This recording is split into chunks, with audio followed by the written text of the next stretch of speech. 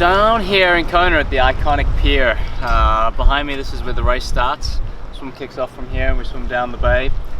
Basically 2Ks down, 2Ks back, and the pier behind the camera is where transition is. 4 weeks to go till the big race, and I'm enjoying my training camp here. I've been here about 10 days, I've got another week to go, and then head home back to New Zealand. I find being here around about like that 2.5 to 3 week mark works really well for my heat adaptation. I find after about 3 weeks I start going downhill, just feeling tired and not really recovering or bouncing back from the training like I would like to. So fine, go back to New Zealand, get a little bit of recovery from the heat. I'll still supplement that with a little bit of sauna stuff and a little bit of training in the heat chamber, and then come back here to the island 10 days out. The camp's been really good with, lots of rides to Harvey, riding that section. That's, for me, it's kind of the key part of the race. The decent climb going up into Harvey, but also that ride back down to Kauai High, and that's kind of when the breaks start happening, when from Harvey to Kauai High, that are 90 kilometers to 130 odd kilometers, people start hurting, and you get a little bit of a headwind, a little bit of a crosswind, the wind's gusting from the side, and that's when the breaks happen. When you hit Kauai High, you've got a decent 2 kilometer climb up out of there back onto the Queen K, and who knows what happens with the wind. It could be kind of anything really for that last 60 kilometer stretch home. One of the things I really like coming out here, I enjoy training here in Hawaii.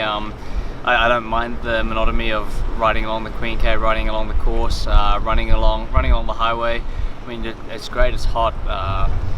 Yeah, when you got buddies around, they can be the water boys.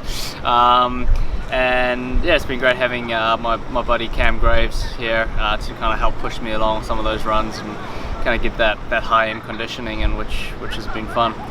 The other good thing about being here is I get to test some equipment, and one of the big things I wanted to check out was my wheel selection for the race. And so I've got my Vision Metron 80s. That's a deep dish carbon wheel, and I wasn't sure if I was going to run front and back or maybe run a 50 on the front, but I've been riding and I've been really comfortable on the 80s, up and down the hills. They feel light, they feel responsive, and I don't seem to be getting blown around too much. So I think that's a really good and safe wheel choice. The island's still pretty quiet.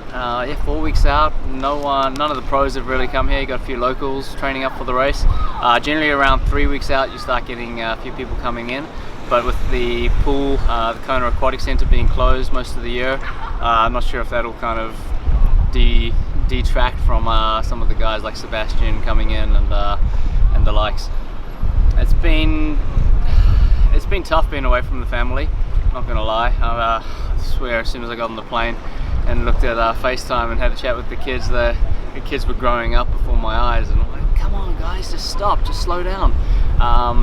But the good part about being here is that I can train hard, I can recover, and just really focus on that, and there's nothing else going on. There's it's just pretty much Groundhog Day every day: sleep, train, eat, recover, and repeat.